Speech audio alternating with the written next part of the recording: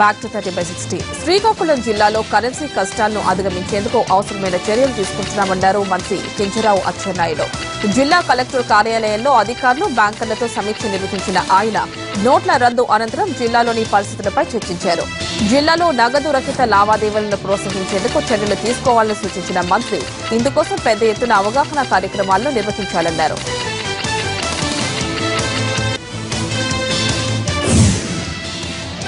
నాగార్జున సాగర్ కుడి కాలువ క్రింద ఆయకట్టుకు రేపటి నుంచి సాగునీటిని విడుదల చేయనున్నారు. రాష్ట్ర వ్యవసాయ శాఖ మంత్రి పత్తిపాటి పుల్లారావు సాగర్ ఆయకట్టులో నీటి ఎద్దడిపై జలవనరుల శాఖ మంత్రి దేవినేని ఉమామహేశ్వరరావుతో మాట్లాడి రైతుల పరిస్థితిని వివరించారు.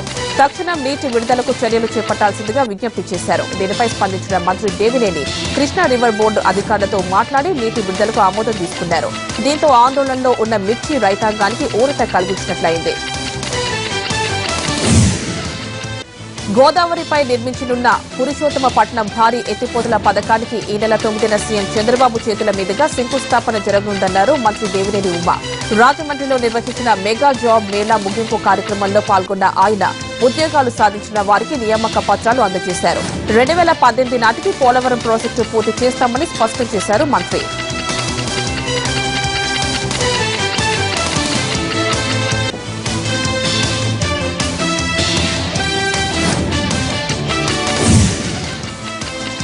ఏపీలో మరో భారీ అవినీతికి మింగలం ఏసీబీ వలలో చిక్కింది. ఆదాయానికి మించి ఆస్తులున్నాయనే ఆరోపణలతో ఏపీ ఎక్సైజ్ అదనపు కమిషనర్ లక్ష్మణ భాస్కర్ ఇళ్లపై ఏసీబీ అధికారులు దాడులు చేశారు.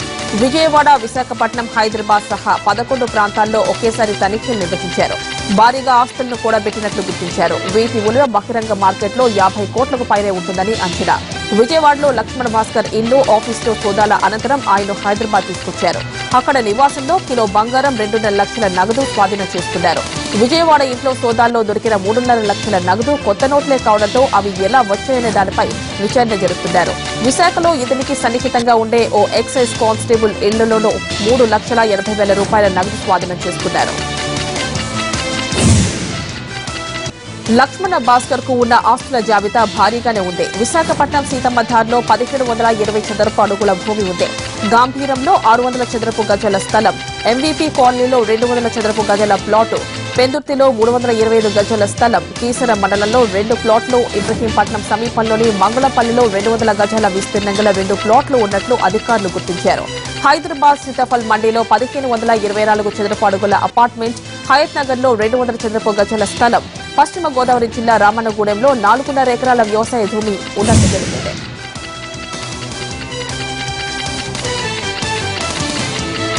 చిత్తూరు జిల్లా వ్యాప్తంగా సెక్యూరిటీ సేఫ్ జోన్ గా తీర్చిదిద్దామన్నారు రాయలసీమ ఐజీ శ్రీధర్రావు. తిరుపతి ఎస్వీఓసిటీ ఎన్టీఆర్ మైదానంలో జనవరి 3 నుంచి జరగనున్న ఇండియన్ సైన్స్ కాంగ్రెస్ సమావేశాల ఏర్పాట్ల పనులను పరిశీలించిన ఆయన జనవరి 2న ప్రధాని మోడీ తిరుపతి వస్తుండటంతో భారీగా భద్రతా ఏర్పాట్లు చేస్తున్నామన్నారు. అంతర్జాతీయ స్థాయి అతిథులతో మెలగాల్సిన తీరుపై పోలీసులకు శిక్షణ ఇచ్చామన్నారు. తిరుపతి, తిరుమలతో పాటు చిత్తూరు జిల్లా వ్యాప్తంగా సెక్యూరిటీ సేఫ్ జోన్ గా తీర్చిదిద్దామన్నారు శ్రీధర్రావు. శేషాచలం అడవుల్లో ఎర్ర కూలీలు మరోసారి రెచ్చిపోయారు. శ్రీవారి మెట్ల ప్రాంతంలో టాస్క్ ఫోర్స్ పోలీసులు కూంబింగ్ నిర్వహించారు. ఈ టీంకు విప్పమాను గుట్ట వద్ద 25 తమిళ స్మగ్లర్లు ఎదురయ్యారు. అడవి నుంచి దొంగలు మోసుకుంటూ ఎదుట పడిన వారిని లొంగిపోవాలని పోలీసులు హెచ్చరించారు.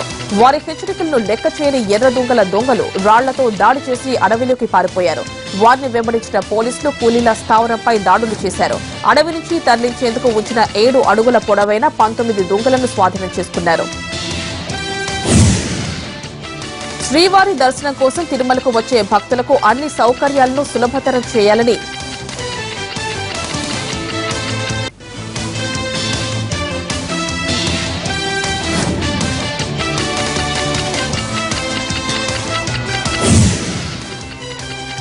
కరీంనగర్ కమిషనరేట్ పరిధిలోని షీ టీమ్స్ కు మార్షల్ ఆర్ట్స్ లో శిక్షణ ఇస్తూ మహిళల రక్షణతో పాటు స్వీయ రక్షణకు అవకాశం కల్పిస్తున్నారు ఉన్నతాధికారులు. తెలంగాణలో జిల్లాల పునర్విభజన తర్వాత కరీంనగర్ పోలీస్ కమిషనరేట్ స్థాయికి అప్గ్రేడ్ అయింది. ఈ నేపథ్యంలో మహిళల భద్రతపై అధిక ప్రాధాన్యతను కల్పిస్తున్న CP Kamalasan Reddy she team సభ్యులకు కరాటేలో ప్రత్యేక శిక్షణ ఇప్పిస్తున్నామన్నారు. విధి నిర్వహణలో భాగంగా ఉత్తి చేతులతో వెళ్లే తమ సిబ్బందికి అనుకోని ఆపద వస్తే ఆత్మరక్షణ కోసం మార్షల్ ఆర్ట్స్ ఉపయోగపడుతుందన్నారు.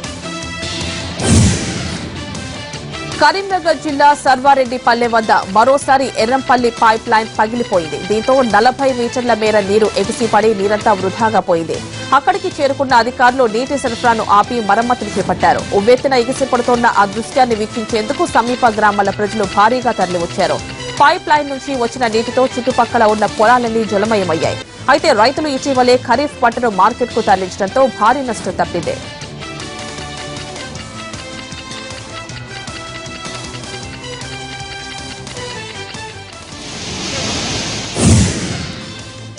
విజయనగరం జిల్లాలో జరిగిన రోడ్డు ప్రమాదంలో 24 మంది గాయపడ్డారు. వేపాడ మండలం కొత్త బొద్దాం వద్ద ఇసుక లోడ్తో వెళ్తున్న లారీ ఆర్టీసీ బస్సును ఢీకొట్టింది.